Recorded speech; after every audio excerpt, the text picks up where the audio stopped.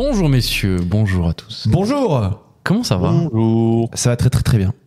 Zach, comment tu vas? Ah ouais, ça va. Ne me parlez pas de l'OM parce qu'en fait, j'en ai plus rien à foutre. Donc j'ai passé une bonne journée malgré le résultat de merde de cette équipe de merde qui me fatigue. Tout était aligné, on 10 contre 11. Mais bon, après on se fait un peu ken sur le hors-jeu, soi-disant, et après ça s'effondre. J'allais dire, Voilà. il y a du temps à y venir quand même, parce qu'il y a des Marseillais qui en parlent plus vite quand même. On va pas faire plus de 10 secondes sur ce sujet. Voilà, j'ai été déçu. Il y avait du pour, il y avait du contre. L'arbitre a baisé la gueule des Parisiens dans la première mi-temps. Il nous a baisé la gueule en deuxième. C'était équilibré. Mbappé sort, on saisit pas l'occasion. On se prend 2 contre-attaques parce qu'on est des chips. Et on concrétise pas nos occasions devant le but. Terminé. De toute façon, on compare pas. Il n'y a pas les mêmes moyens. On compare pas c'est la Ferrari et le karting. Ouais, c'est une question de PIB, tu vois. Bon, même si on a un gros budget, hein, mais bon, on a beaucoup d'argent qui part, on sait pas à quoi il sert. Mais en tout cas, voilà, c'est terminé. Ne parlons plus de l'OM. J'ai passé une bonne journée. J'espère que vous aussi. Glitch, c'est terminé pour aujourd'hui. Merci à tous. Vous pouvez nous suivre sur YouTube, Twitter, Instagram. Non, mais alors, évidemment, pour les auditeurs qui comprennent pas pourquoi on parle de foot instantanément, parce que Zach avait dit que son moral dépendait quasi exclusivement des bonnes performances de l'OM. Et malheureusement, donc, l'OM s'est incliné face au PSG à domicile. Après, le match était nul. Hein. Le match était nul, mais comme il dit, excuse-moi, mais il y avait tout qui était réuni pour que l'OM puisse gagner. Et c'est plutôt rien passé. Donc, on va dire que ça va pas trop, Zach, mais on fait abstraction de ça. C'est ça? Non, si, ça va. Non, jour férié oblige, ça y est, tu le sourire, non? Le changement d'heure, le fait qu'il fasse nuit après 20, il fasse jour, pardon, après 20h, c'est magnifique. Ouais. Et la résurrection de Jésus-Christ aussi. Oui, bien sûr. Donc, et les cloches de Pâques.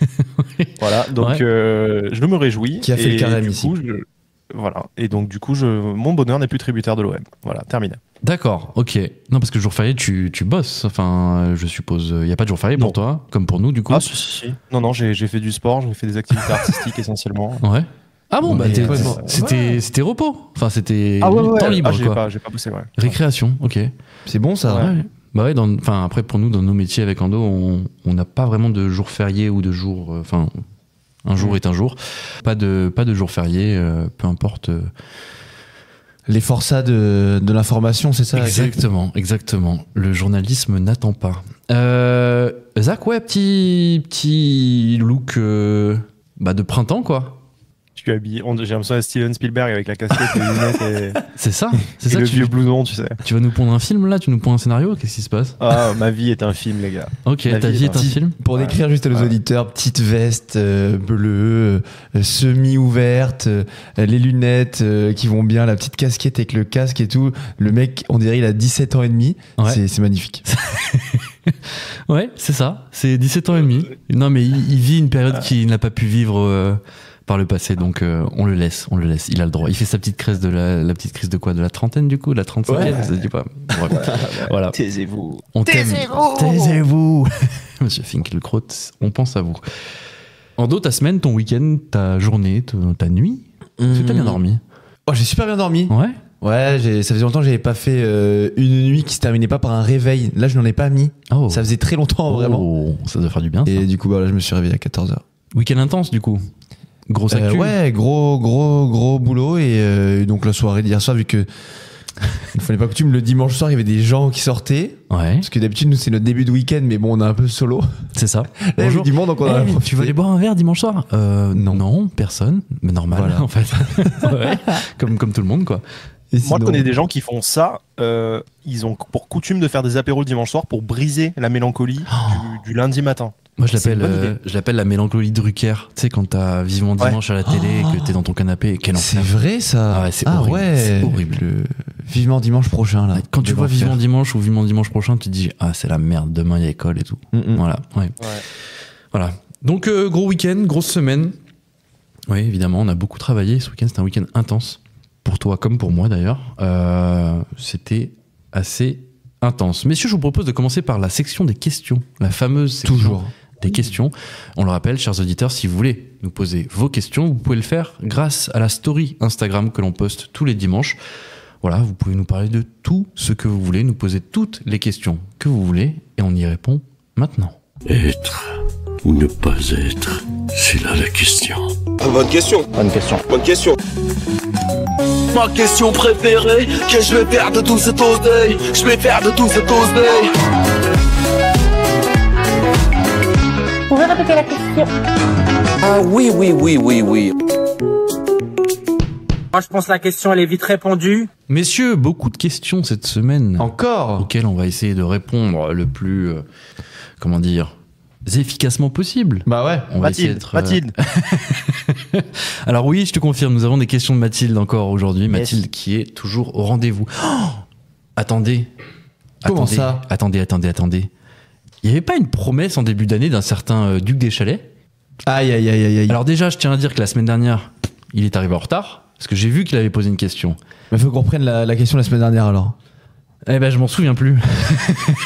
Et je sais pas si j'ai encore accès, donc peut-être qu'il va nous la renvoyer. Mais en tout cas, cette semaine, il n'est toujours pas là. Oh, Nous avons perdu de vue le Duc des Chalets. Il est on vivant, peut ce faire, peut-être qu'on peut faire une alerte enlèvement.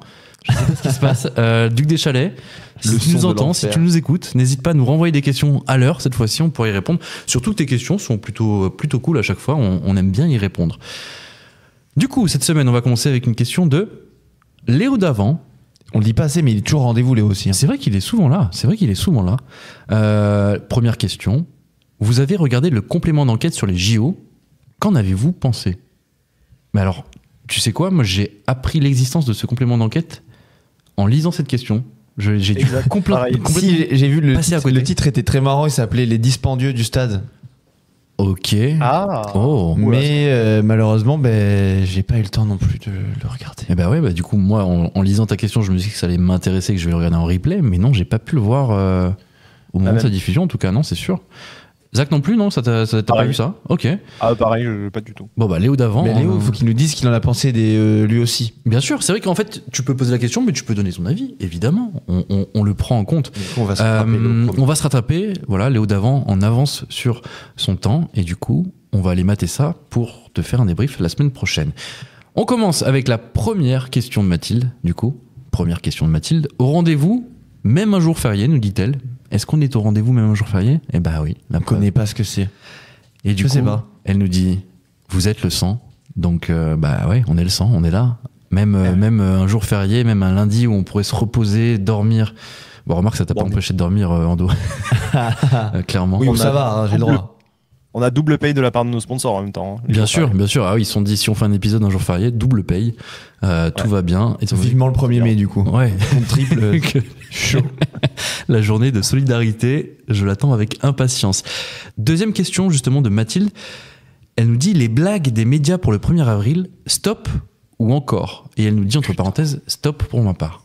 Ah ouais, non, on peut plus. Vous voyez à quoi elle fait référence, évidemment, les médias qui se croient relativement drôles quand ils font des petites... alors, non, c'était un poisson d'avril. Ouais. Ah ouais. Non, c'est chiant, non? C'est chiant. Ah, c'est hyper chiant. Mais de toute façon, moi, ça y est, j'ai pris parti. Je suis partisan d'arrêter les blagues du 1er avril. Et bah, tu sais quoi?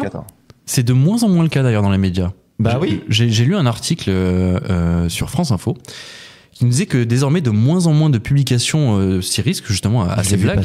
Par exemple, Marianne, l'Express ou encore certaines rédactions locales de France 3 ont annoncé qu'elles renonçaient à cette tradition. Et là, vous allez me dire, pourquoi? Tout simplement déjà parce que c'est con. Non, on va arrêter.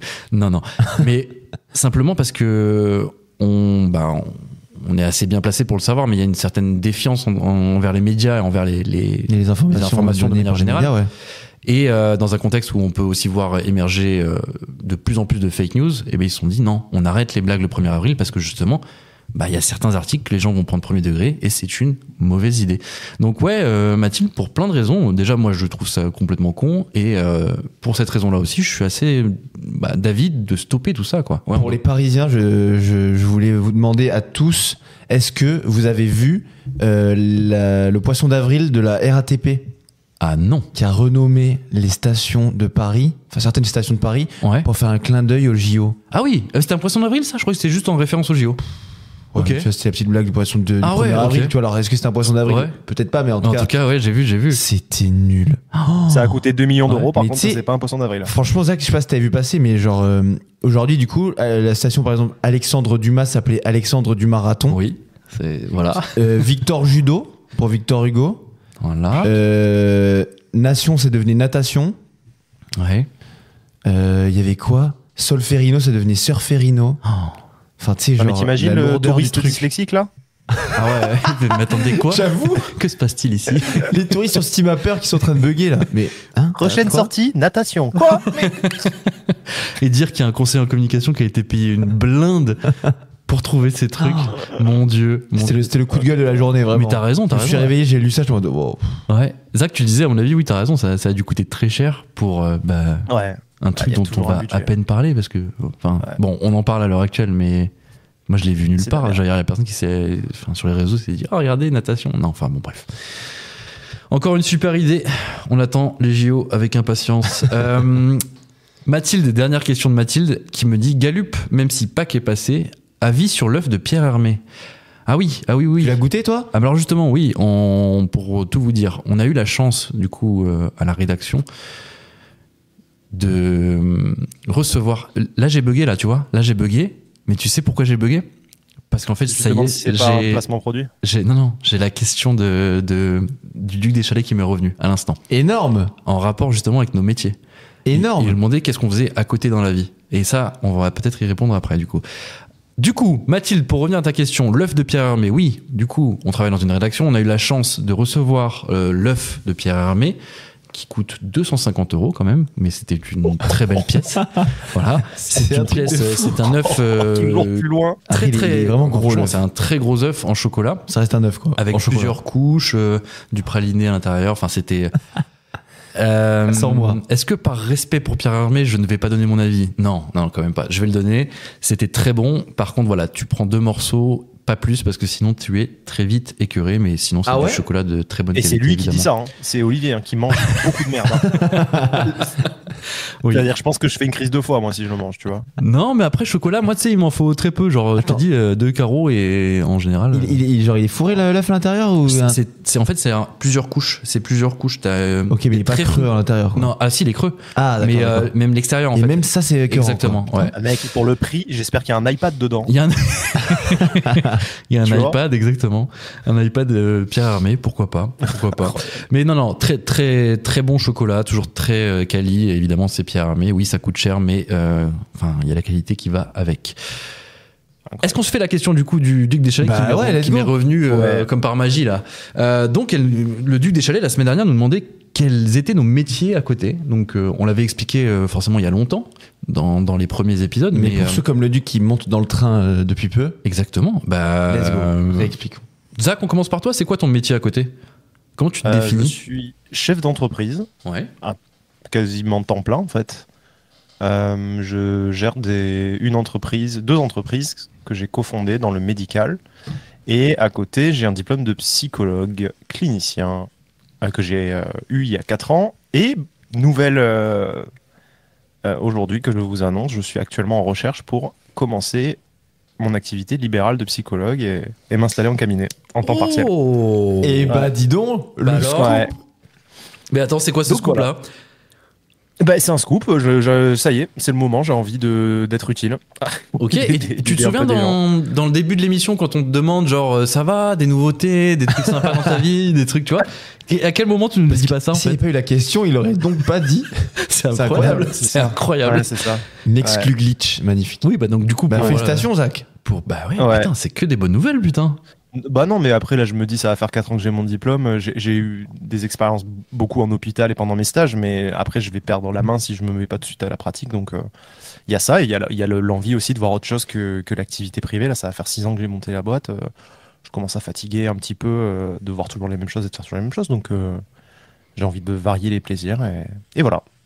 Très bien, et ben Voilà, magnifique. Bah félicitations, effectivement. Merci. Bravo, Zach. J'ai hâte de venir consulter chez toi. Bah ouais. Je vous en prie. Tu nous feras un prix. Ouais. Ouais. Allez là. Pour ma part et pour Ando, je parle pour toi, je parle pour nous, je parle pour quoi? Nous ne formons qu'un, c'est ça? Nous ne formons qu'un, nous sommes un couple, nous sommes un. Deuxième non. exclu glitch. Non, c'est pas vrai. Deuxième exclu glitch, bonjour, nous annonçons notre mariage. Non. Nous sommes journalistes déjà, pour un des plus gros médias français, ça on peut le dire.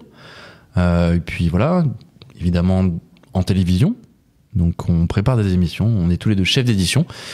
On gère de A à Z la construction d'une émission, le bon déroulé d'une émission, que ce soit en préparation ou à l'instant T, en direct. Et donc pour ma part, je fais ça depuis plus de 9 ans maintenant. Et toi, Ando ?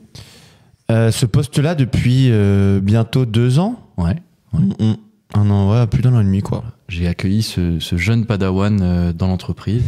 Toujours un plaisir de pouvoir travailler avec lui. Il voilà. va dépasser le maître. Donc on est... Pardon ? J'ai du mal à comprendre. Mais je pense que c'est dans mon casque, il doit y avoir une sorte d'écho ou un truc. Je vois pas ce que tu parles. Voilà, Quel Isa ? je ne sais pas non plus. Il a pas tort. Il peut s'accrocher, le petit. Alors, qu'est-ce que je voulais dire ? Oui, là, on est journaliste, tout simplement. Si on doit dire les choses, on est journalistes tous les deux. On va enchaîner avec une autre question de Madame Chacha Baer, qui nous dit tout simplement, ça veut dire quoi glitch ? Ah oui, on reprend les bases pour beaucoup d'auditeurs quand même. Ça veut dire quoi glitch, tiens, d'ailleurs, les gars ? Je crois qu'en anglais, c'est un défaut ou un bug, en fait. Exactement. Une anomalie, quoi. Exactement. Et voilà, nous sommes des anomalies. Et pourquoi on parle de glitch alors ? Pourquoi on s'appelle comme ça, nous ? En vrai, ça sonne bien. Voilà. C'est assez facile à retenir, en vrai. Ouais. Ça sonne bien, il y a 130 000 podcasts qui s'appellent Glitch, donc on s'est dit, bonne idée. Non, alors c'est pas vrai. C'est pas vrai non plus. Non, après, ça vient quand même. Enfin, moi, en tout cas, j'ai connu ce mot en jouant aux jeux vidéo. Ouais. Donc, dans tout ce qui est milieu gaming, etc., c'est un mot assez connu. Et on se disait que, vu les personnes pour lesquelles on fait ce podcast, bah, c'est quelque chose qui allait leur parler. Et voilà. Bah, à la rigueur, moi, quand j'ai pensé à ce nom-là, évidemment, un glitch, c'est donc, comme tu dis, dans un jeu vidéo. Et ça permet parfois et souvent d'aller plus vite à un endroit ou alors de speedrun un jeu, quoi, en gros, tu vois. Donc moi je me suis dit qu'on allait être cette passerelle justement entre le monde de l'information tel qu'on le connaît dans les grands médias, etc., et les jeunes. Donc en gros faciliter un peu l'accès de l'information à la jeunesse. Donc c'était le but du jeu, quoi, d'être un petit peu ce glitch qui permettait aux jeunes de s'informer. Voilà. Exactement. Putain, je suis content d'être au courant. Je savais, tu vois, c'est très beau ça. Il y a une symbolique derrière. Ah bah à la base c'est ça, moi, dans ma tête. Mais ma tête, elle est... Ouais, c'est vrai que si je j'ai vous disais failli chialer, tout ce qui se passe dans ma tête... On veut vraiment pas tout Vous savoir. voulez pas tout savoir. Bon, Je m'en garde. Ok, d'accord. Merci les gars. Je vous aime aussi. Voilà. C'est pour ça qu'on s'appelle Glitch. Écoute, Chacha Baer, j'espère que cette réponse te conviendra. On va terminer avec une question de Monsieur Hugo F64, qui commence à être un récurrent lui aussi. Hein. Ça fait deux C'est la même bande avec Léo d'avant. Hein. Et bah voilà, écoute, ils sont cool, ils nous envoient des questions. Gros mouchou. C'est les sociaux de Glitch. C'est les sociaux de Glitch d'ailleurs, ouais. Ah bah il faut qu'ils commencent à payer un abonnement d'ailleurs. Ah, on l'a pas dit encore Non, à Hugo et Léo. On enverra les ribs. Qui nous demande tout simplement quelle théorie avez-vous sur le petit Émile ? J'ai hâte d'entendre celle de Zach, moi. Écoutez, vous savez quoi ? C'est évidemment notre première actualité du jour. Un accident, un crime, non. Le mystère autour du petit Émile est loin d'être résolu. On le rappelle, Émile, un petit garçon de 2 ans, a disparu le 8 juillet dernier dans le hameau du Haut-Vernay, dans les Alpes de Haute-Provence. Depuis, rien, pas un indice, pas une piste, pas une seule avancée dans cette affaire qui a marqué la France entière. Et ça, c'était jusqu'à ce dimanche 31 mars. Aux alentours de midi, un communiqué du procureur tombe. Des ossements ont été découverts non loin du lieu de la disparition. Et des analyses d'identification génétique ont permis de conclure que ces ossements correspondaient à ceux du petit Émile. Choc, stupéfaction, une randonneuse a donc trouvé un crâne et des dents appartenant à Émile. Une seule certitude, l'enfant est décédé, mais beaucoup de questions restent sans réponse. Que s'est-il passé ? Émile s'est-il perdu ? Est-ce un accident ? Un crime ? Désormais, une toute nouvelle enquête commence. Des analyses complémentaires sont menées sur les ossements à l'Institut de recherche criminelle de la Gendarmerie nationale, tandis que dans le hameau, tout le secteur est bouclé pour rechercher d'autres indices et possiblement le reste du corps de l'enfant. Voilà, messieurs, ce qu'il s'est passé ce week-end. On sait actuellement qu'Émile est mort, mais on ne sait pas pourquoi. Zach, je suppose que t'as allumé ta télé ce week-end, t'as dû largement tomber dessus sur le dénouement. Non, parce que c'est pas le dénouement de l'histoire d'ailleurs. On sait malheureusement que le jeune Émile est décédé. Qu'est-ce que t'en penses ? Qu'est-ce que tu as vu de cette histoire-là et c'est quoi, selon toi, parce que ce que nous demande à la base Hugo F64, c'est quelle est notre théorie ? Parce qu'il y a plein de pistes à explorer. Toi, tu en penses quoi concrètement ? ce qui m'a étonné dans cette affaire, c'est que aujourd'hui, on est de plus en plus connectés. C'est compliqué de faire le crime parfait, si tu veux, qu'il soit intentionnel ou pas. Et on le voit avec l'affaire Jubilard, finalement, malgré le fait que le potentiel meurtrier ait très bien fait les choses, parce qu'on l'a jamais retrouvé, avec les smartphones, avec tout ça, avec les caméras de surveillance, etc., il y a eu plein de faisceaux d'indices qui ont permis de suspecter fortement le mari, même s'il est toujours présumé innocent, me semble-t-il. Et concernant le petit Émile, en fait, je crois que ça se passe dans un patelin, en fait, finalement, et du coup, c'est ce qui a fait que il y avait alors même en dépit des smartphones, etc., mais c'est pas des endroits où tu as des caméras à tous les coins de rue, etc. Je pense qu'il n'y a pas 10 000 hypothèses. Il y a la première, c'est truc façon petit Grégory, quoi, que c'est interne dans la famille, peut-être qu'il y a un truc de vengeance ou je sais pas quoi. Bon, c'est perché comme hypothèse. Soit il y a le meurtre accidentel, c'est-à-dire que, le truc accidentel où en fait il a été renversé par une bagnole alors qu'il s'était égaré et du coup le mec a voulu dissimuler le corps. Soit il est tombé sur un vrai meurtrier, etc. Façon petite Maëlys, quoi, tu vois. Et là, en fait, ce qui est étonnant, il y a deux trucs qui sont étonnants, c'est qu'en fait, c'est après, très récemment, là, il y a eu une sorte de remise en situation, je sais plus comment on appelle ça. Une mise en situation, exactement. C'est ça, mise en situation, du coup, ils ont réuni les acteurs qui étaient présents ce jour-là, à grande échelle, je pense. Et juste derrière qu'on retrouve les ossements, c'est quand même étrange, parce qu'en plus, cette zone-là avait été vachement fouillée. Donc les enquêteurs disent on est sûr de pas tomber sur des ossements à cet endroit-là, et là ils étaient en évidence sur le sol, donc l'hypothèse serait qu'il y a peut-être un mec qui a flippé après la mise en situation et du coup il a dit vas-y je vais me débarrasser du truc, je vais les mettre là. Deuxième truc chelou, c'est la randonneuse qui au lieu d'appeler les flics va prendre le crâne et le ramène au commissariat. C'est ça bizarre. Elle a contaminé la scène de crime. Mais non, mais c'est vrai que c'est douteux. Je crois pas qu'elle a un lien, tu vois. Mais putain, qu'est-ce que t'as foutu, quoi? Elle a pris le crâne, elle a foutu dans son sac et elle est allée au commissariat. Apparemment, ça aurait pas trop de conséquences sur les ossements, etc. Mais c'est vrai que c'est complètement chelou, mec. Genre, tu tombes sur un crâne dans la forêt, là, et tu dis je vais leur donner. Mais pas du tout, gros. T'appelles et t'attends que ça arrive. Au niveau de la police ou de la gendarmerie. Ouais, mais peut-être que tu dois prendre là dans la main le crâne là de. Mais alors déjà, premièrement, non, je suis plus étonné de la connerie humaine. Bon, déjà ça n'en regarde que moi. Et deuxièmement, c'est de la connerie, c'est ça la question. Tu peux pas t'imaginer que, j'en sais rien.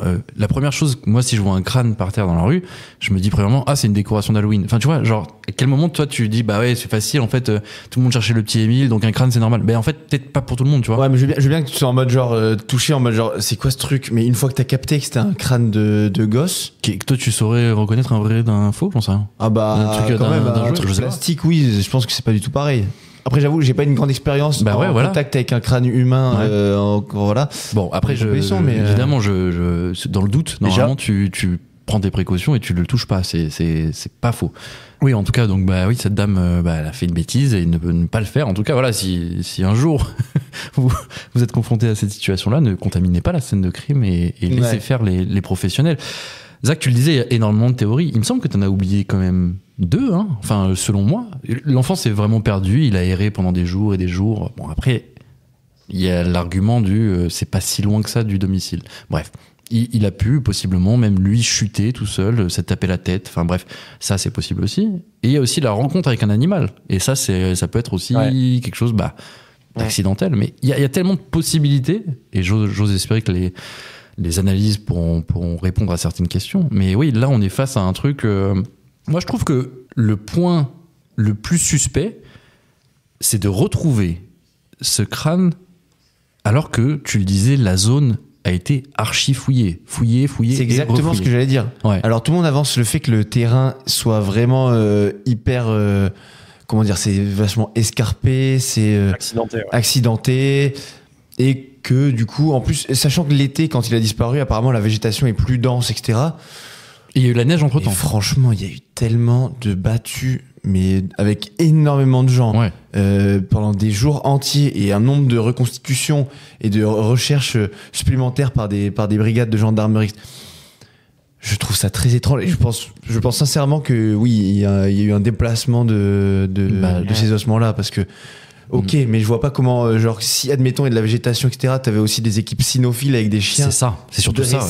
Enfin, justement pour ce genre de recherche. Chercher des cadavres, bien sûr, ouais.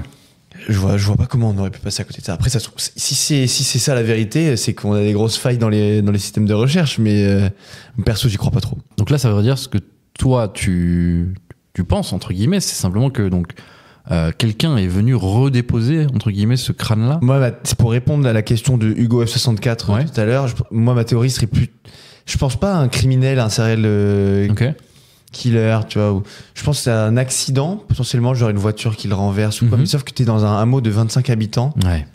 Là, en l'occurrence, à ce moment-là, il était chez ses grands-parents, le petit, pour les vacances. Je pense que quelqu'un a vraiment paniqué et a essayé de cacher l'accident, quoi.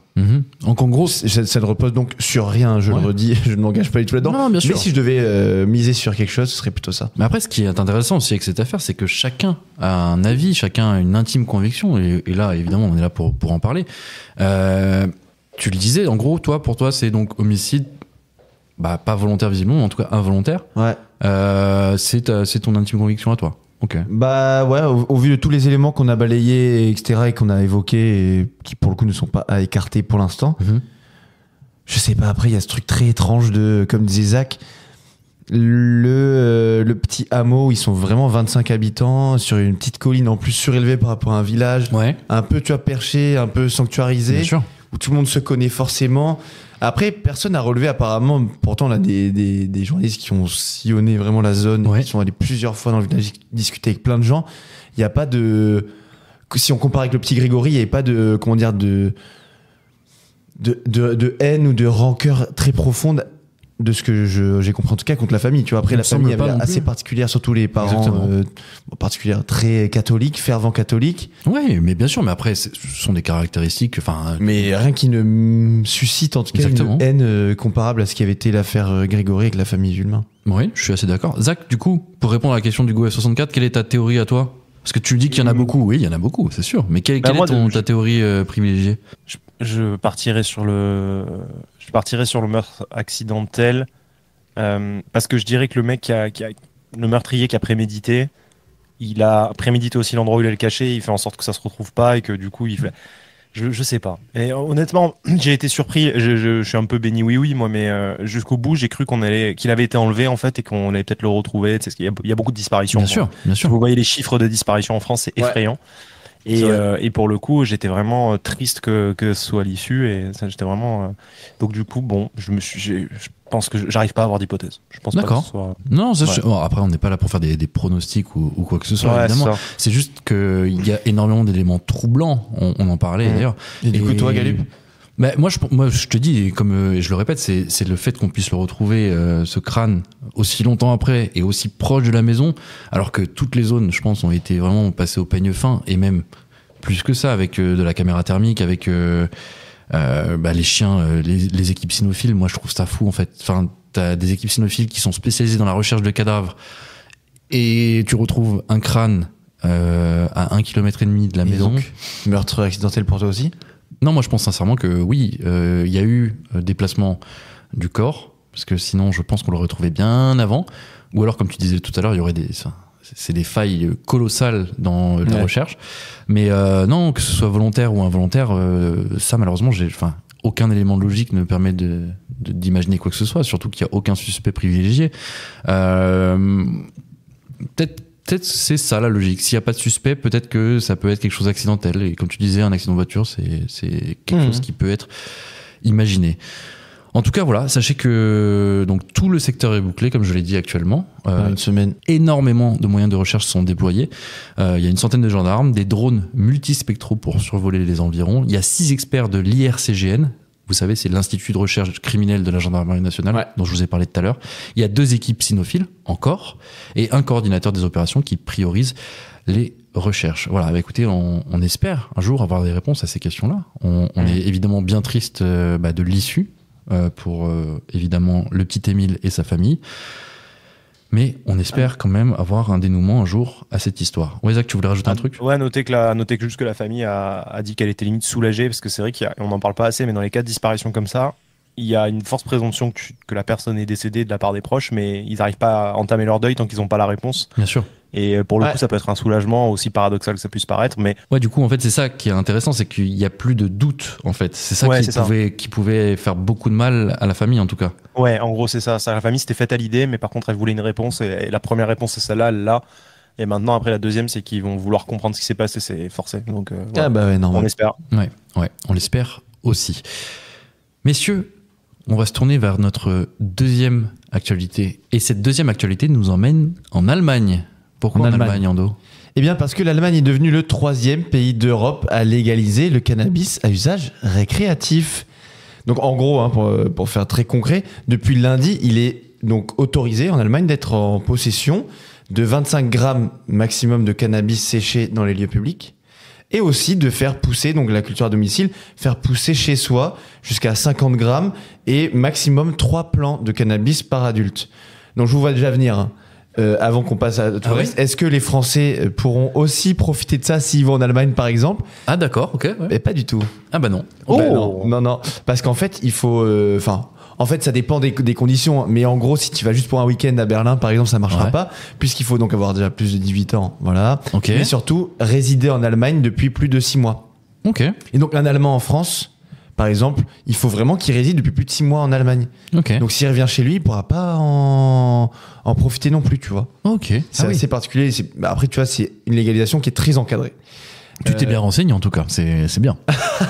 C'est intéressant. Je Merci. vois pas où tu vas en venir là. Non, moi non plus. Mais évidemment, je me suis renseigné pour donner la meilleure information possible aux auditeurs de Glitch. Je comprends pas ce que tu veux dire. Ah ouais, non, c'est normal. Bah bravo, oui. Félicitations.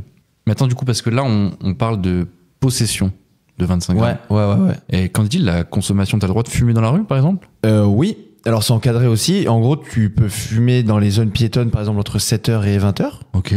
Donc, pas avant, pas après. Et évidemment, quand même, ils ont mis une restriction autour des écoles et des aires de jeu, en gros, tout ce qui est pour les Ah oui, enfants. bien sûr. Ouais. Donc, dans un rayon de 100 mètres autour de ces zones-là, t'auras pas le droit. Ok. C'est interdit. Ok. C'est pas tout. L'Allemagne va continuer, va aller un peu plus loin. Une deuxième étape prévue, en vrai. Ouais, parce que ce qui est particulier en l'état, c'est que tu peux, à moins que tu fasses pousser chez toi, donc comme on a évoqué juste avant, en gros, il n'y a pas moyen d'acheter légalement du cannabis. Actuellement, parce que ils vont ouvrir à partir de juillet, en fait, un moyen légal qui passera par les Cannabis Social Club. Ok. Donc c'est un peu particulier parce que genre, il y a un représentant de la Fédération allemande du chanvre qui disait, j'ai lu, il faut pas que le consommateur dise aux policiers où il a acheté son cannabis en cas de contrôle dans la rue. Parce qu'à partir du 1er avril, on peut en principe que se procurer de la drogue illégalement. Ok. Oui, donc c'est assez comment dire, schizophrène, je trouve, comme. Bah oui, t'as raison. En gros, actuellement, ils peuvent pas acheter de drogue légalement, donc il faut dire. En tu gros, peux fumer dans la rue, par contre, si on te demande où tu l'as acheté, je vais pousser chez moi. Ça met du temps, la mise en place de tout ce principe-là. Et donc, pourquoi l'Allemagne donc a autorisé et est devenue le 3e pays européen à légaliser le cannabis ? En fait, le but, il est double. C'est déjà de lutter plus efficacement contre les trafics. Okay. Donc, en fait, le gouvernement social-démocrate du Premier ministre Olaf Scholz, ils estiment que la politique répressive d'interdiction qui était en vigueur depuis des années, des décennies, n'a pas du tout fonctionné pour réduire le marché noir, notamment. C'est intéressant, ça. Ça peut faire écho à la France, bien sûr. Pourquoi pas. Et le but aussi, c'est de conduire en fait les consommateurs vers des produits bien moins nocifs que ceux qui sont disponibles dans les points de deal, parce qu'on part du principe que en vendant légalement de la beuh, du cannabis, dans des points de vente légaux, il y aura forcément un contrôle de qualité, déjà un contrôle de qualité et forcément bien supérieur que dans les points de deal. Donc en gros, c'est aussi une affaire de santé publique. Enfin, l'objectif est en tout cas de santé publique de cette nature-là. Bah oui, bien sûr. Putain, ça fait écho, comme tu le dis. Et on en parlait même déjà la semaine dernière. Est-ce que la légalisation serait pas une mesure efficace justement pour lutter contre les trafics de drogue au lieu de faire des places nettes XXL toutes les semaines. C'est vrai qu'on en parle. Et d'ailleurs, le contrôle qualité, mais attends, chaque produit vendu dans l'Union européenne doit passer à un contrôle qualité CE.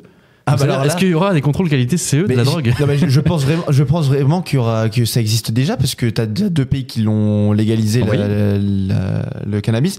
Tu as Malte, le premier à le faire en 2021. Et Luxembourg, plus récemment, en 2023. Alors, ça n'avait pas fait trop de bruit. Non. Sachant que le Danemark a vu passer dans son parlement une proposition de loi pour une expérimentation de légalisation sur 5 ans. Bon, ce qui est étrange, c'est que la proposition a été faite en 2022, mais elle n'a toujours pas été votée. Mais potentiellement, il pourrait être le 4e pays, en gros. Ils sont plutôt lents au Danemark. Que la navette parlementaire ne fonctionne pas. Mais du coup, de ce fait, vu qu'il y a déjà du monde qui a légalisé, je pense vraiment qu'il y a déjà des règlements qui régulent la qualité. Zach, comment tu accueilles cette nouvelle, toi? Tu trouves que c'est une bonne idée ce que fait l'Allemagne actuellement? Ouais, je pense que c'est... Après, il faut voir comment c'est fait quand vous parlez de traçabilité des produits, etc.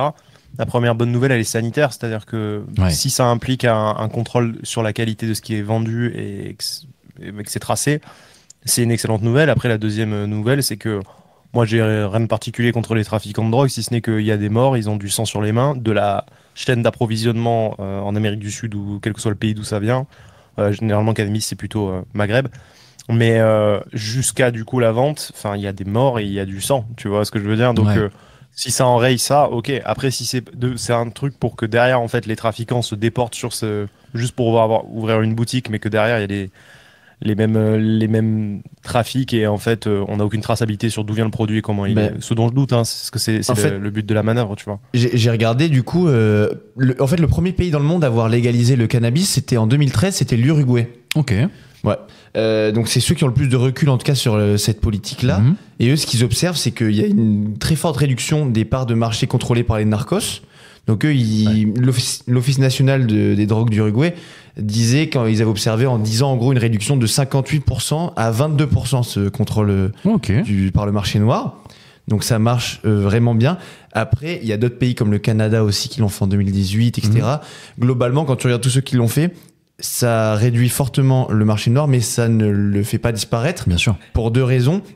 Déjà parce que souvent les légalisations, en gros, elles sont accompagnées de seuils. Tu vois, comme on a vu là avec ce que tu peux posséder en Allemagne. En gros, 25 grammes. Voilà, t'as 2 trucs. T'as le seuil de quantité de produit et t'as le seuil de THC dans le produit. Oui. Et en gros, t'as des consommateurs qui veulent avoir plus que 25 grammes, par exemple, en Allemagne, ou avoir un produit plus fort et plus dur. Et donc, forcément, ils vont vers un marché noir. Donc, il y a une demande, donc il y a un marché. Ouais. Et deuxième chose, en fait, les narcotrafiquants, ils n'arrêtent pas leur carrière. En fait, il y a un report vers d'autres drogues, ce que disait Zach. Ils se déportent sur d'autres produits. Par exemple, aux États-Unis, dans les États où ils ont légalisé, le fentanyl a pris la place. Sympa. Par exemple. Ou aux Pays-Bas, genre vachement de cocaïne, tu vois. Ouais, les drogues plus fortes, oui, bien sûr. Voilà. Oui, c'est un cercle vicieux, en fait. En gros, plus une drogue va être légale, les trafiquants vont aller chercher un truc encore un peu plus fort. Et après, on va faire quoi? On va encore légaliser le truc un peu plus fort pour aller trouver un truc encore un peu plus fort. Enfin, en gros, à chaque fois, ça ne s'arrêtera jamais, quoi. C'est une escalade un petit peu de la puissance de la drogue au final. Je sais pas si c'est vraiment une escalade parce que je vois mal comment on pourrait, par exemple, légaliser de l'héroïne, tu vois. Tu te rends bien pas? Non, alors non, mais tu te rends bien compte que ce que tu viens de me dire. Tu viens de dire le fentanyl. En gros, les trafiquants se sont déportés sur le fentanyl. C'est chaud. C'est chaud quand même. Après, ce que tu peux tirer de l'expérience uruguayenne, par exemple, c'est que ça a vachement fait augmenter le nombre de consommateurs de cannabis. En fait, en 2013, un peu avant 2013, quand ils légalisent, ils comptaient genre 44 000, je crois, consommateurs. Aujourd'hui, ils sont à 250 000 sur un pays de 3 millions d'habitants. Ah, quand même. Attention, après, il y a peut-être un biais dans les sondages. Du moment que c'est légal, peut-être que les gens disent plus ouvertement qu'ils consomment aussi, tu vois. Oui, c'est possible, c'est possible. Aussi. Ouais. Mais ça fait quand même apparemment augmenter. Donc je pense que c'est aussi des consommateurs qui se fidélisent au cannabis et qui n'ont pas forcément... Je suis pas sûr que ça fasse vraiment un report massif vers d'autres drogues, si tu vois ce que je veux dire. D'accord, écoute, ouais. Mais moi je voulais te poser une question, Zach, justement. Moi je vais dire un peu ce que j'en pense. Je trouve que c'est pas vraiment une bonne idée. Je n'aime pas du tout cette solution parce que moi je vois autour de moi les gens qui fument régulièrement, voire massivement. Je le vois, ça a des conséquences majeures. Et on a beau dire ce qu'on veut, je vois à quel point ils sont ralentis, à quel point ils perdent avec les années toute vigilance, mais même agilité d'esprit, c'est vrai. Et réflexion. Je suis désolé. Peu importe ce que disent les études ou quoi, il y a des cas concrets autour de moi, des mecs qui fument du matin au soir, et tu te dis, oui, ce mec-là, il est devenu un légume, et je vais pas, je vais pointer du doigt, évidemment, le shit qu'il fume tous les jours. Tu penses que c'est une solution viable, toi, Zach, justement? Oui, mais en tout cas, s'il n'y a pas une politique sanitaire qui suit à côté, c'est-à-dire qu'aujourd'hui, l'addiction, et le trouble addictif, il est réel. C'est-à-dire que tu as des troubles de l'addiction à cause de ce produit-là, comme on l'a avec l'alcool, ok? Bien sûr. Donc en fait, si derrière t'accompagnes pas ta mesure d'une politique sanitaire qui vise à la prévention et au traitement des personnes qui utilisent ce produit, ça ne sert à rien. Et dans le même sens que vous parliez tout à l'heure du fait Du report du report, non, du fait que derrière il y a une surenchère de la puissance des produits vendus par les Ouais. Mais tant qu'on responsabilise pas et qu'on ne sanctionne pas le consommateur aussi en parallèle, mais qu'en même temps on ne le traite pas comme un criminel, parce qu'en fait tout l'enjeu c'est d'avertir le consommateur, de le réprimer, tout en ne le considérant pas uniquement comme un criminel ou un fautif, mais comme un malade. Ouais. Mais il faut qu'il ait d'une part peur d'aller consommer parce que pour son portefeuille, son casier judiciaire, il peut morfler, mais en plus de ça, on doit l'accompagner à avoir une politique sanitaire. Et c'est cette balance qu'on n'arrive pas à trouver parce que d'un côté, on a des psychiatres qui disent ouais, mais attendez, c'est des malades, vous les sanctionnez alors qu'en fait, c'est des malades, c'est pas des coupables. Et de l'autre côté, vous avez les flics qui disent non, mais si derrière ça modifie son comportement et qu'il tue 3 personnes sur une route ou qu'il va agresser une femme sexuellement après avoir consommé ça, bah c'est un coupable, c'est un criminel. Donc en fait, il faut qu'il y ait vraiment une entente là-dessus. Donc, mais c'est-à-dire que si derrière tu légalises le cannabis, mais que tu ouvres la porte à des drogues plus puissantes, la voie aussi, c'est de sanctionner lourdement la consommation des drogues du marché noir. Ouais. Mais en plus, que ce soit pour les drogues du marché noir ou pour les vraies drogues, avoir vraiment une politique sanitaire et de prévention et de prise en charge. On le fait avec l'alcool au final. C'est-à-dire que c'est légisé, c'est un ravage sur la santé publique, l'alcool, n'oublions pas. Bien sûr. C'est un ravage, c'est un carnage. Mais bon, dès qu'il y a une pub, on dit, bon, ben, ça te flingue la santé, mais tu vas te faire un martini, quoi. Et enfin, il n'y a plus de pub d'ailleurs, je crois maintenant, je sais plus, mais Non. La loi est 20. moins, quoi. Et du coup, voilà. C'est-à-dire qu'il faut pas être hypocrite. On peut le légaliser parce que maintenant il est là le truc. Mais par contre, il faut vraiment mettre les moyens dans une politique sanitaire. Et si on peut récolter des taxes sur ces produits-là pour derrière servir la politique sanitaire, bah, c'est pas plus mal. Bon, en tout cas, on va voir ce que ça donne justement en Allemagne. Ce sera un bon exemple, en tout cas. Ah bah oui. Faut attendre un petit peu, je pense, avoir du long terme pour avoir les premiers effets, mais peut-être que ça pourrait nous donner une indication sur la marche à suivre en France. Messieurs, je vous propose d'avancer.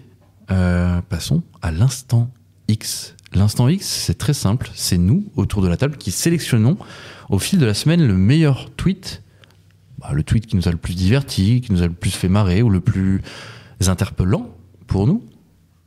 Quel est votre tweet de la semaine, monsieur Andoni? Alors moi, c'est un tweet qui m'a fait beaucoup rire. J'espère qu'il vous fera autant rire que moi. C'est un tweet en gros de @artpopchashki qui dit bonne journée et qui en fait adjoint à son tweet une vidéo. C'est un réel d'une interview de Didier Bourdon. Je vous laisse écouter.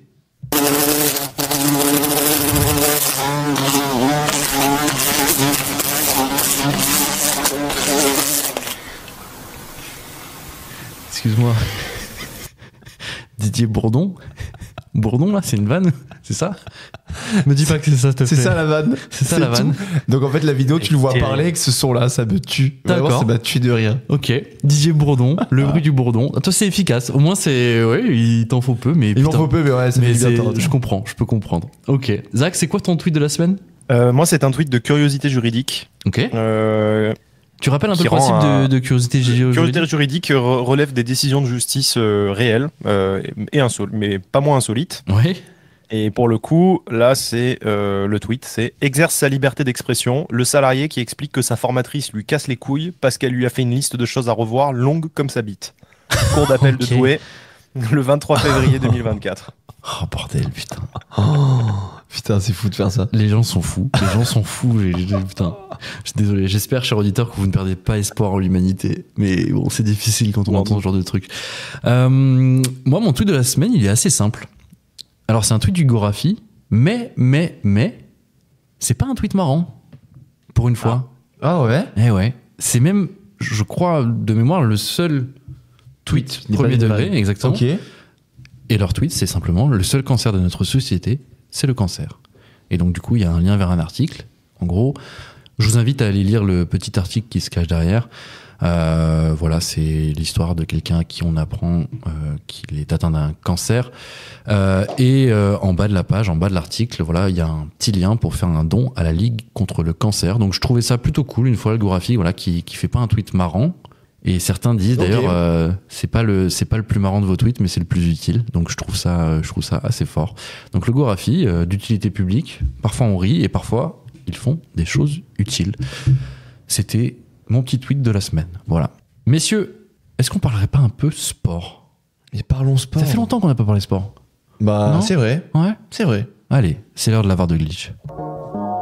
Ah là, on est bien. Alors moi j'aimerais bien savoir pourquoi. J'ai un scoop pour vous. Et je suis fatigué. Vous êtes bien informé. C'est les émotions en fait. C'est... Après, je joue pas, m'en bats les couilles. Je suis fatigué. Allez nous casser les couilles là. Je tiens à préciser juste qu'en fait, on avait parlé sport au début de l'épisode, vu que Zach nous parlait de l'OM. Je viens de me rappeler, ça fait pas si longtemps. Mais c'est pas du sport. C'est plus du sport Ouais. à ce niveau-là. C'est de la boxe, c'est du MMA. On se fait zouter, on se fait claquer au sol. Il y a plus rien à dire. On arrive à perdre un match alors qu'ils sont à 10 contre 11, putain. Ouais, moi, ça m'a déprimé cette histoire. Je veux plus parler de l'OM. Voilà. Moi, Je vais pas parler de l'OM, ça tombe bien. Ah! Merci. De quoi on va parler, Ando? On va parler de natation. Natation. Pas comme la station de métro renommée par la RATP pour le 1er Oh avril. putain, non. Promis. Merci. Mais de la vraie natation. Exactement. Avec un grand champion. Je commence par cette citation. C'est le meilleur nageur de la planète actuellement, sans aucune discussion possible. Il y en a un comme lui par génération. Ça, ce sont les mots de Roddy Gaines, un ancien nageur américain et triple champion olympique de natation, sur Léon Marchand. Le Français a été la star des finales universitaires américaines ce week-end, avec 3 titres individuels remportés. Bon, les distances ne sont pas en mètres puisqu'on est aux États-Unis, Ouais. mais Marchand a donc remporté le 200 yards brasse, le relais 4 x 400 yards 4 nages Ouais. et le 500 yards libre. Sachant qu'en gros, pour vous faire une petite idée, le yard, c'est un peu moins que le mètre. Ok. C'est un peu plus court comme distance. Évidemment, c'était les 3 seules courses sur lesquelles il était aligné. Et au bout du compte, il a tout gagné. Et il a même battu des records. Dans ce 4 x 400, donc le relais, 4 x 400 yards 4 nages, lui, il a nagé le 100 yards brasse. Et il a nagé le 100 yards brasse le plus rapide de l'histoire en 48 secondes 73 centièmes. Et c'est donc le premier de l'histoire à passer sous les 49 secondes sur cette distance. Donc Ok. c'est quand même assez fou ce qui repousse. Il a abaissé d'une demi-seconde le précédent record qu'il avait lui-même établi. Ah ouais, le mec, il pète ses records. Voilà. J'ai un Ouais, record, c'est mais je vais encore monstrueux. le péter. Ouais, ok, trop bien. Tout cela, évidemment, ça lui a valu d'être comparé aux plus grandes légendes de l'histoire de son sport, comme Yann Thorpe ou bien Ah oui. sûr, qui d'autre que Michael Phelps. bien sûr. Et le Toulousain de 21 ans, lui, il s'entraîne aux États-Unis depuis 3 ans. C'est juste déjà l'une des plus grandes stars du sport français. Ouais, Aujourd'hui, il y a vraiment rien d'autre à dire. À son actif, ce nageur donc, qui fait 1m87, ce Ouais. qui est pas si grand, Non, mine de rien. non. On a déjà eu plus grand, mais il a quand même déjà 5 titres de champion du monde et le record du monde sur le 400 mètres 4 nages aussi depuis les mondiaux de Fukuoka, en 2023. Bref, en 2024, on voit mal ce qui peut le freiner et du coup, ce qui l'empêcherait d'obtenir des titres aux Jeux de Paris dans 4 mois. Putain, ça pourrait être notre bonne nouvelle autour des JO de Paris. Ce serait Ouais, ça. c'est sûr. Ce serait lui. Il y en aura Ah qu'une ouais. de bonne nouvelle dans les JO. Non, c'est pas vrai. On espère qu'on aura plein de médailles. Mais lui, c'est sûr. Lui, s'il y a pas de médaille, c'est vraiment une c'est qu'il y a déception un accident folle. industriel. Ah ouais. là. Oh, ce mec-là, ouais. Il est imprenable. Mais par contre, je me demandais sur les distances courtes, en fait, il est pas du tout aligné, quoi, sur les 50 mètres, etc. En sprint. Non, lui, ou quoi. c'est plus, tu sais, un peu, si je dis pas de bêtises, c'est les mêmes distances que nager, par exemple, des mecs comme Yannick Agnel, etc. Donc, Ouais. si on compare ça à ouais. l'athlétisme, je pense que c'est plus du demi-fond Ouais. que du sprint, Ouais. tu vois. C'est pas de la vraie endurance non plus, mais ouais, c'est entre les deux. C'est Ouais, c'est des ça. distances intermédiaires. 400 Ok. mètres, faire 400 mètres dans une piscine, vas-y. Vas-y. À fond comme ça. Oh, Ah bah oui. ça m'impressionne, moi. Ouais. Non, mais enfin, Après, en vrai, tu vois, le 100 yards brasse, ça relève du sprint quand même. ouais, bah c'est un. Si je dis pas de bêtises. C'est pas le plus court parce que c'est pas le 50 mètres, mais c'est quand même, c'est quasi du sprint quand même. C'est un aller-retour, quoi. Ouais. Ouais. Mais non, moi je te dis, je suis bluffé par ce mec. Et je suis surtout bluffé par le fait que personne ne parle jamais de lui. À une époque, vous vous souvenez, on parlait tout le temps de Manodou, je sais pas quoi. Enfin, les 4 mousquetaires. Non, les mousquetaires, c'était au tennis, évidemment. Mais Mais si t'avais tu vois ce que Florent je veux dire. Manodou, mais après t'as le truc de un peu people autour de certains, tu te souviens? Ouais. Genre Camille Lacour, on en parlait pas mal parce que genre il était beau gosse. Puis de toute façon, ces mecs-là aussi s'entraînaient au. Quoi, tu sous-entends que Léon Marchand n'est pas beau gosse, c'est ça? Non, mais genre, Alors il y que avait Léon une Marchand fame est autour de ultra lui en beau mode gosse. genre, tu sais, typiquement quand t'es un sportif et qu'en plus t'es très beau, tu fais plus vite les magazines les unes des magazines genre pas spécialisés dans ton sport. Et il y a aussi le fait qu'il s'entraîne aux États-Unis, Exactement. donc il est relativement loin. Alors que justement, Ah. les autres, les Français dont on parlait à l'époque, s'entraînaient À au cercle Antibes au ou à des Marseille. nageurs, Ouais. à Marseille, exactement.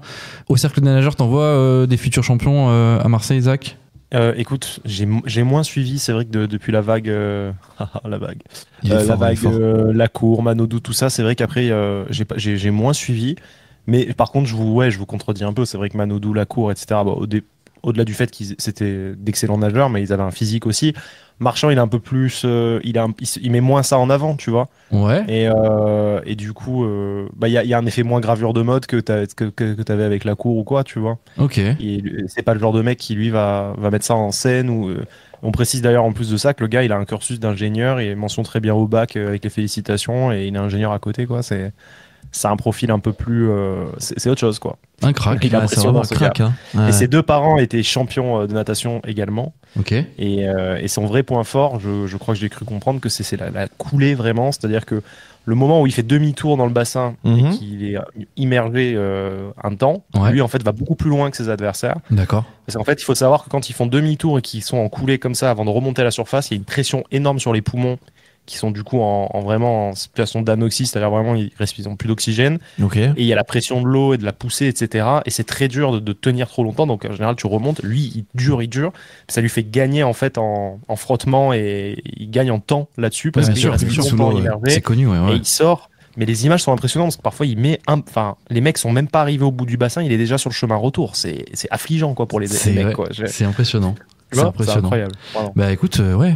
JO, c'est beau, on hein. croise les doigts, mon Dieu. Putain, Ouais, ça Des pourrait... beaux athlètes en France. Bah, en vrai, ouais. Mais par contre, là, est-ce qu'on n'est pas encore trop français? On va lui mettre trop de pression. Le mec, on lui demande de ramener déjà 5 médailles. Ah, je pense qu'il est solide. Je pense qu'il est solide, Ouais. plus que solide. Ouais. On a une bonne.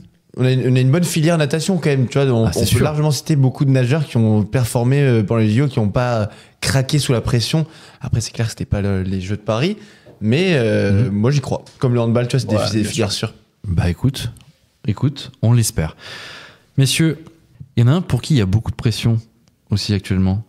Vous savez pourquoi? Là, il est dans la starting block, là, il est prêt à plonger. Tu sais qui c'est, Ando? J'ai ma petite idée. Ah, ok.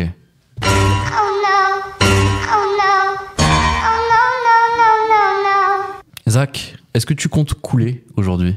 Écoutez, on va être nombreux à couler parce que le sujet de ma chronique, au final, vous allez le comprendre, nous implique tous en tant qu'être humain actuellement. Et le titre de ma chronique, c'est GG le plombier, ultime survivant de l'intelligence artificielle. Je vais vous expliquer pourquoi. Ah oui. Bah Je vais oui. vous poser une question. Si on avait demandé à un mineur de charbon en 1860 si son emploi était menacé, comment aurait-il réagi? Eh bien, il aurait rigolé. Comment pouvait-il s'imaginer qu'allait arriver la Grande Dépression qui a réduit la demande de charbon, la transition vers de nouvelles sources d'énergie et la montée en puissance de la mécanisation? Et oui, GG le mineur allait bientôt se prendre une clacasse dans la tête quand son patron, 10 ans après, allait lui annoncer qu'il n'avait plus besoin de lui. Alors GG, le cœur brisé, le cul cassé, les vrais auront la ref, s'en alla chercher péniblement un autre travail sans avoir développé d'autres skills pendant tout ce temps. La deuxième révolution industrielle a sacrifié des milliers de GG sur l'autel de la technologie, de l'ingénierie, qui ont permis de se passer des petits bras de petits humains fatigués. À l'époque, étaient alors préservés les métiers qui faisaient marcher le cerveau, on valorisait la connaissance, le raisonnement, des skills accessibles majoritairement aux classes bourgeoises qui avaient pu donner accès à une éducation quali à leur petite tête blonde. Alors nous voilà plus de 100 ans plus tard et la question se pose, sommes-nous tous des GG dans le déni de notre prochaine obsolescence? Un peu à la manière d'un taxi qui se marrait en 2015 quand les premiers Uber sont arrivés, j'ai l'impression qu'on fait tous un peu semblant de ne pas réaliser la révolution en cours, et sinon la menace, voire l'énorme chamboulement que les 20-50 ans vont connaître sur le marché du travail. Et ce qui est inouï, c'est que pour la première fois, les métiers intellectuels vont être attaqués. Ce qui est encore plus ironique, c'est que les derniers menacés sont peut-être ceux qui ont arrêté l'école à 15 ans pour embrasser l'artisanat, filière pourtant de plus en plus délaissée par la génération Z. Vous l'aurez compris, la nouvelle machine à vapeur, c'est l'intelligence artificielle, entre autres ChatGPT, qui pour le moment vous permet de rédiger le faire-part de votre petit Archibald qui vient de naître, votre magnifique progéniture qui, vous en êtes certain, va changer le monde, parce que Archibald est destiné à suivre le cursus doré et sans faille d'une progéniture de CSP+, née au bon endroit, proche de la meilleure école et à proximité de toutes les commodités sportives et culturelles qui en feront une tête assurément bien faite et surtout bien pleine. Mais le hic, c'est que nous n'aurons peut-être plus besoin de têtes bien pleines d'ici 20 ans, du moins le monde du travail n'en aura plus besoin. Globalement, qu'apprend-on à l'école? Mémoriser un tas de trucs, raisonner un petit peu avec les maths, vraiment un petit peu avec la philo et les analyses de texte, mais surtout, on avale beaucoup de connaissances grâce à notre mémoire. parlons de la mémoire. Vous savez, ce truc qui vous permet de retenir un rendez-vous, la date de naissance d'un ami ou le nom de cet acteur là qui joue dans la série. Mais si, lui, attends, je check. Vous voyez où je veux en venir? Ça fait 10 ans qu'on dégaine notre smartphone pour aller récupérer une info banale. Alors, vous vous en êtes même pas rendu compte, mais votre mémoire, elle est déjà un petit peu moins bien musclée que celle de vos grands-parents à vos mêmes âge. Ouais. La première fonction cérébrale écrasée par la techno, c'est celle-là, et ça va vite, très très très vite. Aujourd'hui, on peut obtenir des datas de plus en plus fiables et surtout exhaustives de la part d'un robot, et surtout en un temps record. Rapidité et fiabilité, finalement, c'est tout ce qu'on demande. Il reste bien sûr le raisonnement, encore une fois, à l'aube des ordinateurs quantiques qui vont souffler les performances de calcul de nos meilleurs processeurs actuels. Nous aurons peut-être et rapidement dans les pattes des machines capables de faire des associations logiques efficaces, plus rapidement, efficacement que la majorité des sacs de viande névrosés que nous sommes. Alors il nous reste les skills humains, qu'on appelle les soft skills en entreprise, et de plus en plus plébiscités par les RH. On a l'empathie, le QI émotionnel, la gestion des émotions, tout ce qu'une IA n'apporte pas pour le moment. Trop occupé à déjà remplacer les métiers d'analyse et d'exécution de petites tâches répétitives, et ça fait déjà un paquet de métiers. Bref, ça va bouger et je suis absolument pas en mesure de vous dire comment. Pas mal d'hypothèses se posent. Nous vivons une révolution majeure et je crois qu'on est tous un peu dans le déni, que ce soit l'analyste financier, l'avocat ou le médecin. On tire un peu la couverture vers nous en se disant que notre métier a quand même ce truc en plus qui est pas remplaçable. Alors c'est vrai et c'est faux. En tout cas, tous les métiers vont bouger et va falloir l'accepter. Une des hypothèses qui revient le plus souvent, elle est optimiste, c'est celle de la bascule de l'être humain qui va accompagner, superviser la machine qui, elle, se chargera des tâches pénibles, répétitives et chronophages, laissant ainsi à l'humain la charge humaine, faisant appel à son humanité. Finalement, c'est peut-être l'opportunité pour l'humanité de se focaliser sur ce qu'elle a de plus unique, son âme, ses émotions, bref, son humanité, quoi. S'il y en a un qui se marre bien pendant ce temps-là, c'est Gégé le plombier. Parce que c'est pas demain la veille qu'un robot va réussir à se plier en 4 sous un lavabo pour sortir le vieux joint effrité entre 2 tuyaux, qu'on comprend pas trop pourquoi il est coincé, sauf que Gégé, il sait d'expérience qu'il y a un truc dans la bombe qui doit coincer le tout, et que tu peux envoyer tout le desktop que tu veux, ça sert à rien. Ben voilà, c'est ce que je vous disais, c'est un Tampax fossilisé depuis 12 ans, qui a fini par accumuler de la crasse et du calcaire. Regardez là, vous voyez? Voilà, ça fera 300 balles. Merci, voilà. Merci beaucoup. Merci Gégé. Et en parallèle, le juriste qui a bouffé 4 ans de code civil, bah, on n'a plus besoin de lui pour analyser 1200 pages. C'est pas qu'on lui fait pas confiance ou qu'il analyse mal. C'est que ChatGPT peut le faire en 13 secondes et que ChatGPT, ça coûte 25 balles par mois et il fait pas d'arrêt maladie quand il s'est pris une cuite en afterwork vénère.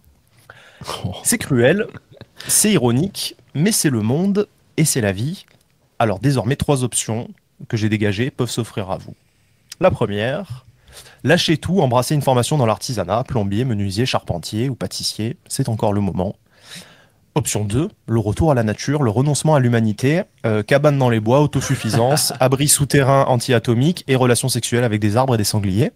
Bien sûr. Option 3, au lieu de niquer votre samedi entier devant Netflix, vous prenez 2 heures, vous vous formez à l'IA, son fonctionnement, vous affûtez vos soft skills parce que quelle que soit votre branche de métier, ça va frapper fort et mieux vaut apprendre dès à présent à apprivoiser la bestiole ou vous allez vous faire bouffer tout cru. En gros, faites de l'IA votre petite pute. Car plus que jamais, dans l'histoire de l'humanité, votre diplôme n'est plus un acquis fixe dans le temps et il est périssable. En tout cas, vous avez le choix et surtout, vous ne pourrez pas dire qu'on vous avait pas prévenu. Allez, sur ce, haut les cœurs et bonne chance à tous. Oh, bonne chance, merci beaucoup Zach, merci. Pas trop hésité quand même sur les 3 options oui. tu nous les dégages. Non, mais tu sais quoi, tes 3 options, elles m'ont fait penser instinctivement à quelqu'un. Et je sais pas pourquoi. Cédric Grolet. Cédric Grolet, il a tout réussi. Il a du succès et il fait quelque chose qui ne sera jamais remplacé par l'IA. Ah ouais, c'est vrai ça. Et il te vend ça 500 balles. Non, 500 balles, j'exagère, mais c'est beaucoup plus. Ouais, c'est un mix entre le plombier et le pâtissier en fait. Ouais. Ah mec, Cédric Grolet, putain. Bon, après, Cédric Grolet, c'est un artisan. Hein. Ouais, il y a un petit bad buzz autour de lui, genre en mode. C'est un peu cher, monsieur, ce que vous nous préparez. Il y a de l'abus quand même, voilà, on peut le dire. Un petit peu. C'est bon, hein. Un petit peu. Et vraiment. On a beaucoup. Des pâtissiers, des chocolatiers, Pierre Hermé, Cédric Grolet. Et on aime bien bouffer dans Glitch. On aime bien bouffer. Zach, merci beaucoup. Merci. Merci bien ça. Au les cœurs, hein. Allez, hein, on sera tous remplacés par une IA bientôt. Est-ce qu'on pourrait pas faire un épisode de Glitch entier à l'IA? Non, ce serait pas possible. Une musique à la rigueur. Vous m'aviez dit que ça vous manquait les musiques la dernière fois, non? Ah oui, ça doit être ça. Ouais, c'est ça. Non, vous êtes sûr? Je pense vraiment que si on faisait faire un épisode de Glitch à l'IA, ce serait quand même flippant, non? On pourrait avoir peur du résultat. Je sais pas trop comment on pourrait s'y prendre, mais ça peut. On lui dit genre, il y a 3 personnes qui participent. Ouais, on lui donne les thèmes. On lui dit lui il réfléchit plutôt comme ça. Lui, il est ultra conservateur. Lui, il donne pas trop son avis. On sait pas trop. Non mais, vous savez que moi j'ai eu une idée en rédigeant cette chronique. Je me suis dit mais mon Dieu, en fait, un jour il y a un mec qui va inventer un système pour enregistrer toutes nos émotions. Enfin, un jour ça va être possible de mesurer toutes nos émotions, nos comportements au quotidien. Ouais. Et en fait, on va avoir une copie possible de tout la façon dont on réagit. Notre personnalité va être copiable. Mais oui, sur une clé USB. C'est ça. C'est-à-dire que déjà, tu peux te démultiplier, c'est-à-dire que tu vas pouvoir cloner ta voix, ta personnalité, répondre à des appels parce que l'IA saura comment tu raisonnes et comment tu réfléchis.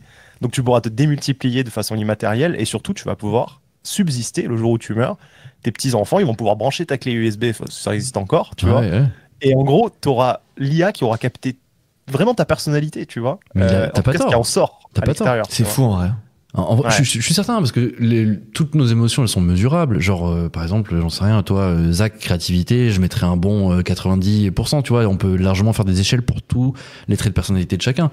Donc t'as juste qu'à mettre des petits curseurs sur les trucs. On arrive à le faire pour les voix, donc pour le visage aussi. Donc enfin, ça va beaucoup trop vite là. Hein. Là, je suis en train de me rendre compte que ça va beaucoup trop vite. Ah non, mais cabane dans les bois, c'est une bonne idée. Hein.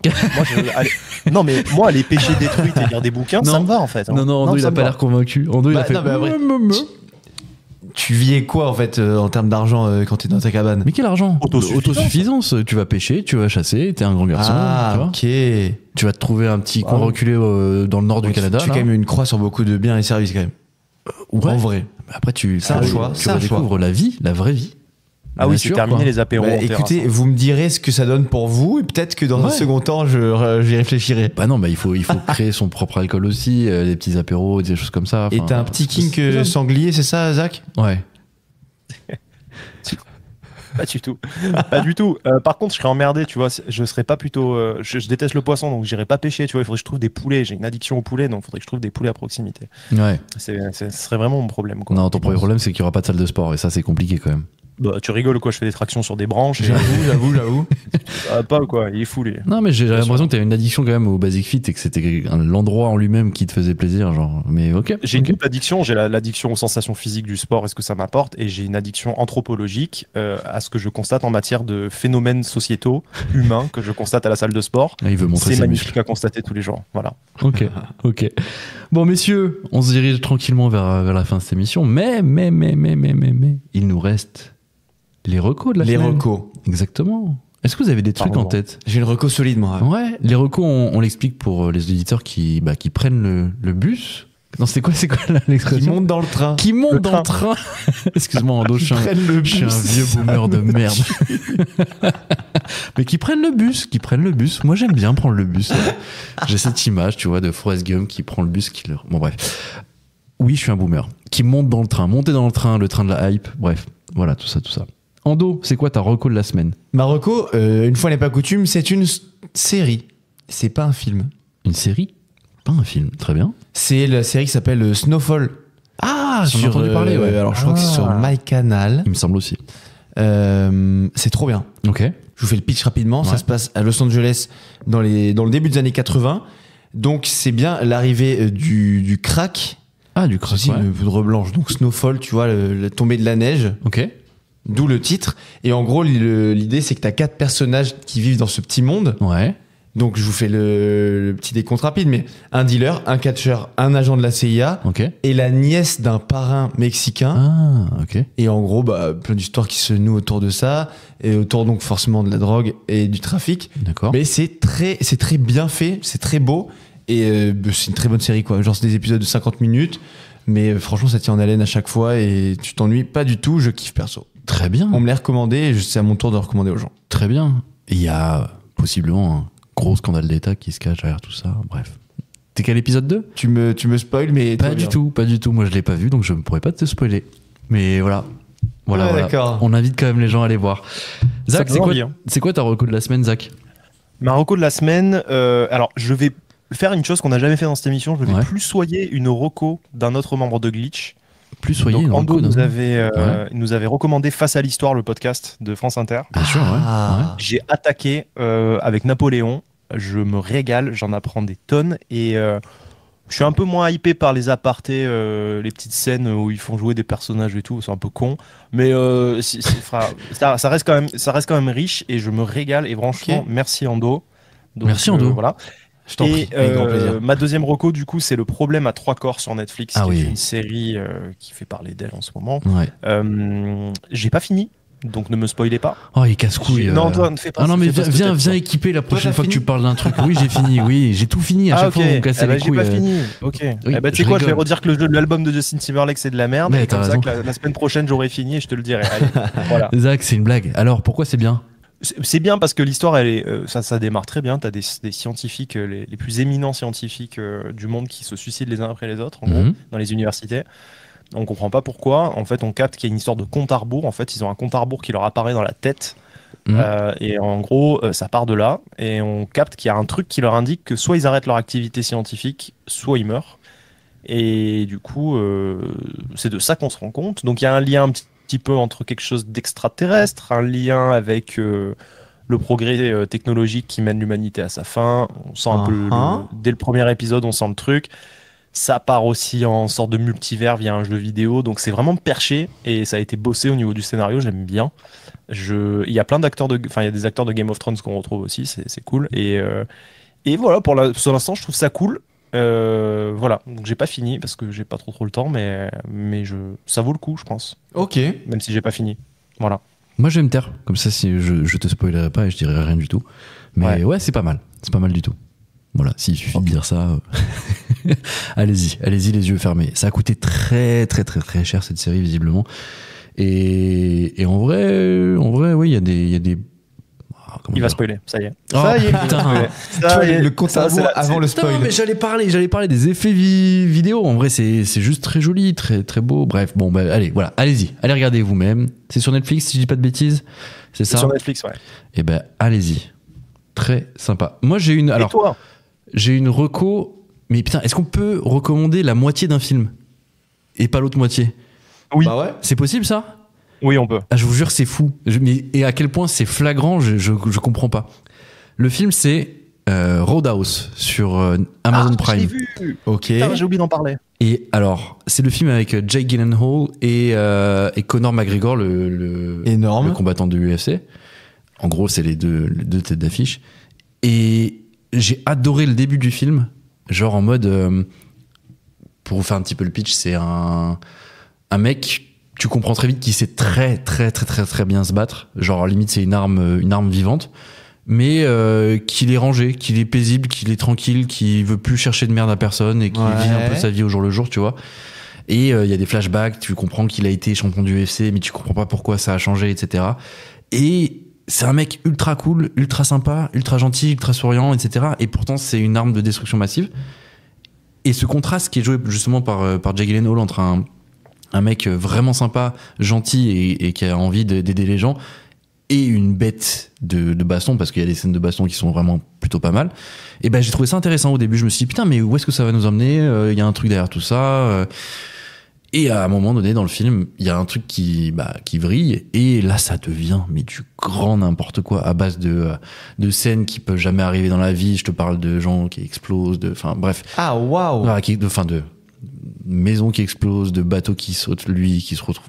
Bref, non, c'est n'importe quoi. Voilà, la fin du film pour moi c'est complètement raté. Ils avaient un truc sympa à faire, à creuser autour du caractère du personnage, parce que justement c'est plutôt bien joué. Mais non, la fin m'a pas du tout plu. Et Zach, je t'ai pas spoilé là, du coup, hein? Non, je l'ai vu. Voilà. Et qu'est-ce que tu penses de ce que je viens de dire, du coup? Surtout, ne réagis pas, hein? Bah, non, parce que moi, j'ai apprécié parce que c'est un bon divertissement. C'est comme un Fast and Furious, en fait. Ouais, mais justement, au début, moi, je pensais pas. Je me suis dit que ça allait être un peu plus sympa que ça, quoi. Ah, tu pensais que ça allait être un peu plus sérieux? Ouais, en vrai, ouais. Qu'il y avait une vraie histoire derrière le background du gars, tu vois, etc. Mais bon. Ah non, à la base c'est un remake du film avec Patrick Swayze, et du coup ce remake, le premier film déjà était sur un ton un peu plus putain, pareil, bah tu vois, je savais pas. Ouais. Parce que moi j'ai vu simplement que c'était le mec qui a fait La mémoire dans la peau qui a fait justement ce film-là. Donc je me suis dit putain, il y a peut-être une intrigue, tu vois, il y a un truc sympa derrière, tu vois. C'est un remake du même nom du film avec Patrick Swayze dans les années 80, qui apparemment était plus violent et plus sérieux, moins fun, plus violent que celui-là. Donc tu te demandes comment c'était. Ouais. Et pour le coup, voilà, moi j'aime bien Jake Gyllenhaal, j'adore ce mec, tellement cet acteur. Ouais, et pour le coup, là, il a décontracté son cerveau, quoi. Mais c'est vrai que là, les gens le demandent de plus en plus dans des rôles comme on l'a connu dans Donnie Darko ou dans The Lonely, je sais pas quoi, là. Je l'ai pas vu ce film, il faut absolument que je le voie, le film où il fait un tueur en série ou un psychopathe. Comment il s'appelle? Night Call. Ah oui. Apparemment, il est excellent dans ce rôle-là. On m'en a parlé, ouais. Ouais, et Jake Gyllenhaal est très bon dans les rôles psychologiques. Il avait été bon aussi dans le film Prisoners où il jouait le flic. Il était excellent dans ce rôle. Et attends, Night Call, c'est le film où les journalistes. Non, c'est pas le film où le journaliste il appelle. C'est ça, il appelle. Ouais, ok. Exactement, c'est celui-là. Et dans Prisoners, il était très très fort aussi. Enfin, quand il doit faire la gueule, il est bon aussi, ça je veux dire. Mais du coup, dans Roadhouse, il faut déconnecter un peu son cerveau. Moi, je l'ai maté un samedi matin pendant le petit-déj, tu vois. Pendant 1 heure, après, j'ai regardé la fin en 2 parties pendant que je me brossais les dents. C'est vraiment le film que tu prends pas au sérieux, quoi, tu vois. Putain, bah dommage. Et voilà, quoi. Mais par contre, bon, les physiques, les mecs, ils ont été bien préparés, quoi. Hein. Si vous voulez pas de complexe, ne regardez pas ce film aussi du tout, parce que ça sert à rien. Vous allez manger des grosses bastos dans la tête. Il y a des rumeurs comme quoi il a eu une cure de stéroïdes pour le film, quoi. Il y a plein de coachs qui s'expriment en disant tu peux pas avoir un physique comme ça sans être dopé, quoi. Mais il est pas très gonflé, hein. Il est ultra sec, mais il est pas ultra gonflé, hein. Conor McGregor à côté, excuse-moi, mais c'est. D'ailleurs, je suis con, moi. Hein. Excuse-moi, je vois un film avec Conor McGregor, je me dis ça va être cérébral. Putain, mais je suis vraiment une grosse merde. C'est par là que je voulais commencer tout à l'heure. Ouais, t'as raison. Tu vois. Totalement, je suis nul. Putain, je vais y réfléchir à 2 fois. Bon, messieurs, merci pour ces recommandations de la semaine. Merci pour cet épisode qui s'est tranquillement déroulé. Bah écoutez, c'est donc la fin de cet épisode de Glitch. Je ne sais plus, on est quoi? On est au 27e épisode de Glitch. Ouais. Mon Dieu, la fin de saison se rapproche à grands pas. Ça va être, dis donc, oh là, une saison rondement bien menée. Merci bientôt à vous, messieurs.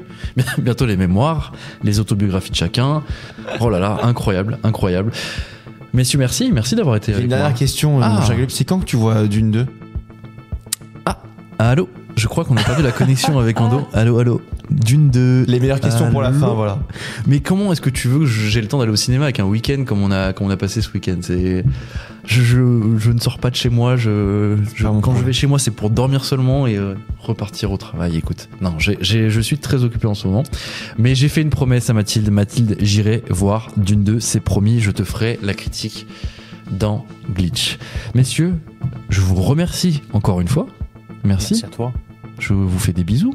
Bisous. J'espère en tout cas, chers auditeurs, que cet épisode vous a plu, que vous serez des nôtres la semaine prochaine. Et vous pouvez nous retrouver évidemment sur tous les réseaux sociaux, Facebook, Instagram, YouTube, Twitter et sur YouTube aussi. Donc n'hésitez pas à nous suivre. Bref, des commentaires, des likes, des abonnements. Messieurs, Ando, Zach, je vous remercie. On se dit rendez-vous la semaine prochaine. Vous serez là? Ouais. Toujours là. Au poste, fidèle. Et ben écoutez, d'ici là, plein de bisous.